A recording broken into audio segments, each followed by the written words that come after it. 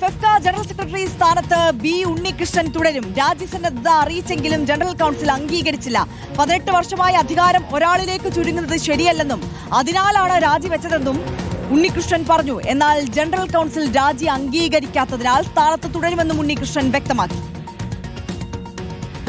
തീർച്ചയായിട്ടും ഈ സ്ഥാനത്ത് നിന്ന് ഒന്ന് മാറി നിൽക്കണം എന്നുള്ള ആഗ്രഹം ഞാൻ പറഞ്ഞതാണ് ജനറൽ കൗൺസിലിൽ.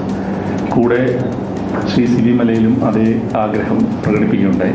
പൊതുവ്യവഹാരങ്ങളൊക്കെ ഉണ്ടല്ലോ, അതിലൊന്നും നമ്മളതിനെക്കുറിച്ച് ബോധേടല്ലെങ്കിലും എന്തോ ഈ അധികാരം മുഴുവൻ ഒരാളിലേക്ക് ചിലതിലേക്ക് കേന്ദ്രീകരിക്കുന്നു എന്നൊക്കെയുള്ള സംഗതി ഉണ്ട്. പിന്നെ 18 വർഷത്തിൽ കൂടുതലൊന്നും ഒരാൾ ഒരു നേതൃപദവിയിൽ ഇരിക്കരുത്. 18 വർഷമൊക്കെ തന്നെ അക്രമമാണ് എന്നാണ് ഞാൻ വിശ്വസിക്കുന്നത്.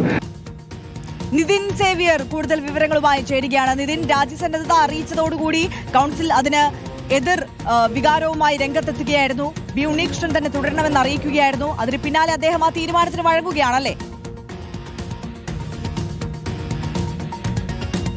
തീർച്ചയായും കഴിഞ്ഞ 18 വർഷമായി 2008 അദ്ദേഹം ഫെഫ്കയുടെ ജനറൽ സെക്രട്ടറി സ്ഥാനത്തേക്ക് എത്തുന്നത്. പിന്നീട് അങ്ങോട്ട് തുടർച്ചയായി 18 വർഷവും അദ്ദേഹം തന്നെയായിരുന്നു ജനറൽ സെക്രട്ടറി സ്ഥാനത്ത് തുടർന്നത്. അപ്പോൾ വ്യക്തിപരമായ ആവശ്യങ്ങൾക്ക് വേണ്ടിയാണ് താനിപ്പോൾ സ്ഥാനമൊഴിയാൻ തയ്യാറാകുന്നതെന്നാണ് അദ്ദേഹം പറഞ്ഞത്. മുൻപും പലതവണ അദ്ദേഹം രാജ്യസന്നദ്ധത അറിയിച്ചിട്ടുണ്ട്. പക്ഷേ അപ്പോഴുമൊക്കെ സമാനമായ അനുഭവം തന്നെയായിരുന്നു. അപ്പോഴുമൊക്കെ തന്നെ ഫെഫ്ക ജനറൽ കൗൺസിൽ അദ്ദേഹത്തിന്റെ രാജ്യസന്നദ്ധതയെ പൂർണ്ണമായി തള്ളുകയായിരുന്നു. അദ്ദേഹം തന്നെ തുടരണം എന്നാവശ്യപ്പെടുകയായിരുന്നു. 18 വർഷത്തിലധികമായ ഒരാളിലേക്ക് തന്നെ അധികാരം കേന്ദ്രീകരിക്കപ്പെടുന്നത് അത് അക്രമമാണ് എന്ന് അദ്ദേഹത്തിന് വ്യക്തമായി അറിയാമെന്ന് അദ്ദേഹം തന്നെ പറയുന്നുണ്ട്. പക്ഷേ കൗൺസിലിന്റെ ആവശ്യത്തിന് അല്ലെങ്കിൽ അവരുടെ തീരുമാനത്തിൽ താൻ വഴങ്ങുന്നു. പക്ഷേ തനിക്കിനിയും കൂടുതൽ സമയം സംഘടനയ്ക്കായി ചിലവഴിക്കാനാകില്ല. തനിക്ക് വ്യക്തിപരമായ ആവശ്യങ്ങളുണ്ട്. കുടുംബത്തിനൊപ്പം അടക്കം സമയം ചെലവഴിക്കേണ്ടതുണ്ട്. അതുകൊണ്ട് പഴയ പോലെ സംഘടനയുടെ പ്രവർത്തനത്തിൽ മുഴുവൻ സമയം കേന്ദ്രീകരിക്കാനാവില്ല എന്ന് സംഘടനയെ അറിയിച്ചിട്ടുണ്ട്. അത് സംഘടന കൃത്യമായി മനസ്സിലാക്കിയിട്ടുണ്ട് എന്ന് അദ്ദേഹം പറയുന്നുണ്ട്. പുതിയ തലമുറ സംഘടന നേതൃനിരയിലേക്ക് കടന്നു വരണം. സംഘടന ഫെഫ്ക അടക്കമുള്ള സിനിമയിലെ എല്ലാ സംഘടനകളും വലിയ ശക്തമായ രീതിയിലാണ് നിലവിൽ പോയിക്കൊണ്ടിരിക്കുന്നത്. അതുകൊണ്ട് തന്നെ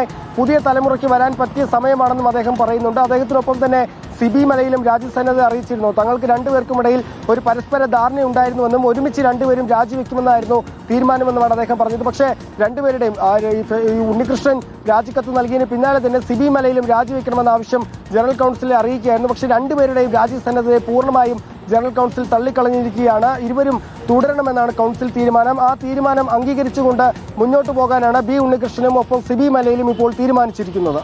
ഓക്കെ, നിതിൻ സേവ്യർ ആണ് വിശദാംശങ്ങൾ നൽകിയത്. എന്തായാലും ജനറൽ കൗൺസിലിന്റെ തീരുമാനം അത് അംഗീകരിക്കുന്നു. ബി ഉണ്ണികൃഷ്ണൻ തൽസ്ഥാനത്ത് തന്നെ തുടരാൻ തീരുമാനിച്ചിരിക്കുന്നു.